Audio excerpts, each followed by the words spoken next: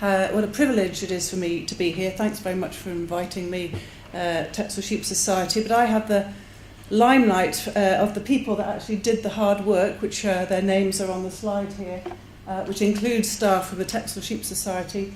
And I'd also like to acknowledge Anne McLaren, who provided a lot of the information for this talk.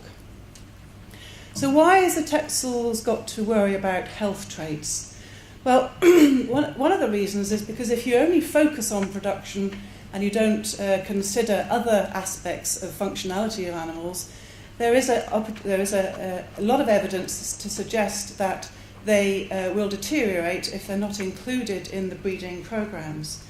And as elite breeding flocks supplying rams to commercial producers, obviously there's an element of different levels of management or different levels of inputs of controlling disease that may happen in commercial sheep farms, which need to be, which your animals will be more resistant if you include health traits in breeding programs. You've heard on a number of occasions people are saying that genomics offers a faster track solution, and the health traits are hard to measure.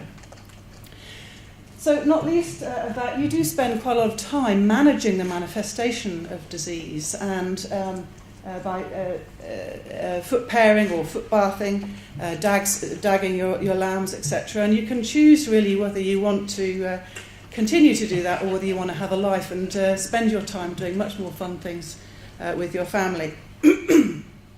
So the work that we've been doing with the Texel Sheep Society is trying to use new phenotypes to measure mastitis, and the technicians from the society have been around a lot of the farms doing that. They've also at the same time built on previous work that we did with the society on footrot, and screened a lot of animals for footrot. In 2015 and 2016, our phenotype farm network of them were subjected to 2 visits per year.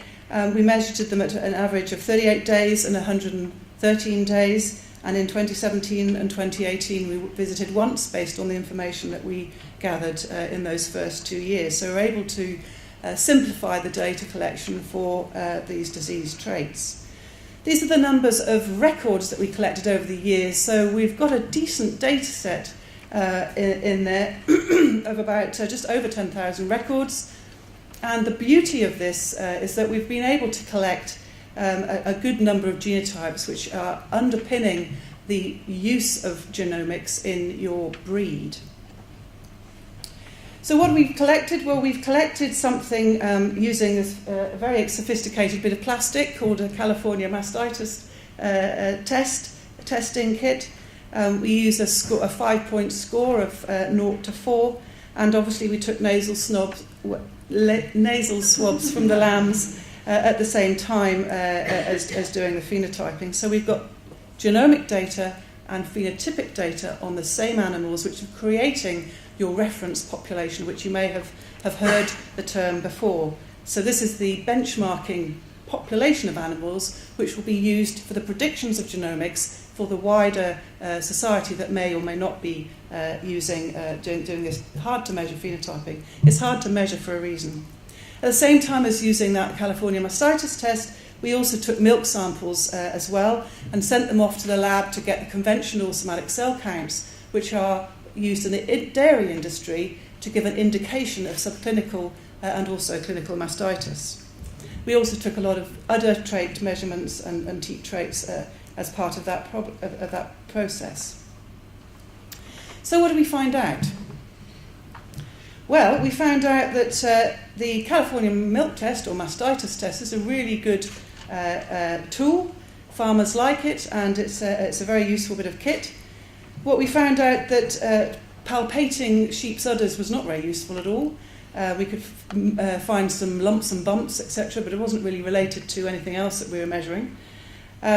And to give you an indication of the utility of this bit of kit for the California mastitis, it's a good predictor of somatic cell count. So up here we've got you can't see them, sorry, the number's too small. On the vertical axis in both of these graphs, which are basically showing the same thing but just in a different way, the link between the California milk test scores along the bottom axis and somatic cell count was a really high correlation. So we're quite confident that using a cheap, simple tool is a good way of going forward for you to keep a handle on mastitis in your breed.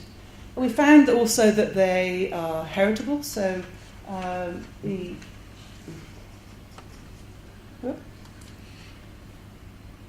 Okay. Oh, sorry, I thought it was your technology, Ed. We found that it was heritable, so the California milk test was about 14% heritable, and that for somatic cell count was 23%. So decent, low to moderate, but certainly something we can work with in a breeding program. Now, over the 4 years, the prevalence, or the average prevalence for the California mastitis test varied a little bit. The big blue portion of this pie charts are the best ones, and the worst ones are the orange ones and the teal-coloured ones. But basically, 50 to 62% of the animals that we scored had no mastitis, so that's the blue portion of the pie chart. But that means that 38 to 50% of animals did. So quite a high proportion of animals having subclinical mastitis during the times that we were scoring. And between the years over those 4 years, we had between 11 and 21% of the animals scored had the worst scores, so the scores of 3 and 4. So quite a high proportion of animals having the worst scores in those that we had a look at. Now, what we did find also was that there was quite a clear relationship between the scores and the live weight of the offspring of those animals that we've scored, And when we added the scores together, so the maximum score that any animal could get was 8, so that's the worst scores for both sides of the udder. We found that the difference between the animals that did have no mastitis, so that blue part of the pie chart, versus those that had the worst ones, the scores 8, was about 3.84 kilos, so quite a big difference in average lamb live weight from these animals with the higher scores, and that equates at £1.72 pence per kilo. It's about £6.60 per lamb, so that's certainly an economic message, if nothing else, that should be taken on board, I think. What we're also doing is looking at a bit more detail at the genomic level about what's going on with the link between somatic cell count, which this graph is showing, and the genome. And all these pretty blocks represent a chromosome, and when there's high blobby peaks towards this line here, it means that region of the genome is interesting to us in terms of what might be there in terms of telling us which animals are more or resistant to mastitis. And we certainly found an interesting region on chromosome 23, which we know for sure that animals that have a favourable allele at that point have a better resistance to disease. Oh, you star, thanks very much. No, but someone's sent me a message. Thanks. Okay, so what about footrot? This is... anyway. So what about footrot? So footrot, as I mentioned, was scored at the same time. So we used the scoring system that we developed 10 years ago, I have to say, which was based on other scoring system that came out of Australia, where we scored, again, on a 5-point scale, very simple, 0 to 4, where we had skull start and score 1 through to number 2 being a bit more severe inflammation in the interdigital area, beginning to run underneath the sole for score 3, and the worst one, score 4, going right through to the abaxial wall.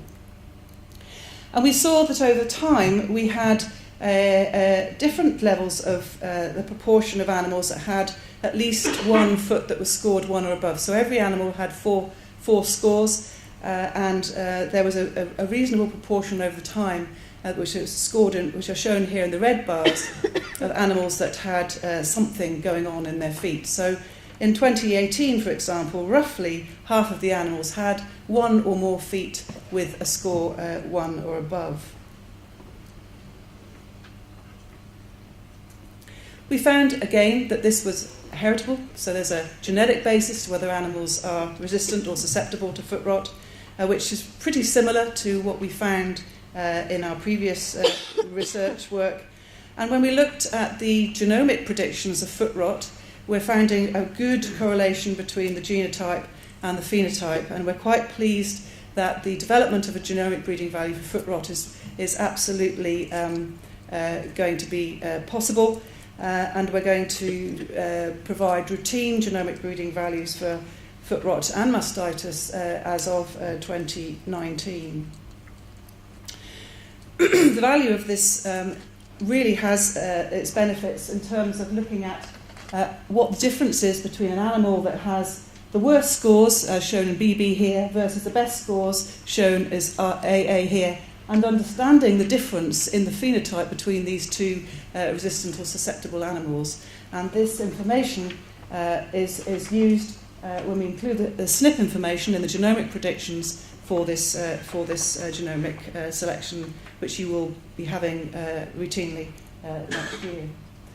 So just to conclude then, the main messages really are that the health traits are good. They're going to be included in your breeding programme. We've got good, robust estimates of heritability. You've got tools now to be able to do this, screen this, and your society have taken this on board. And it's the only society, as far as I know, that are doing this routinely and paying the cost of doing so, I have to say. And John will probably confirm that to you. We have a pretty high prevalence of some of these endemic diseases overall in the population, so there's plenty of work to be done in this area. It's heritable, and also it costs you quite a lot of money. And if you scale that up into the industry, it's probably worth quite a lot of money to the industry if you, as breeders, use this information in breeding more resistant sheep to disease. And that's me. Thanks very much to the funders, which is Innovate UK, and also some of the work was done by the Scottish Government. And also particularly to the phenotype farmers, and you know who you are. Without you, we wouldn't have this information.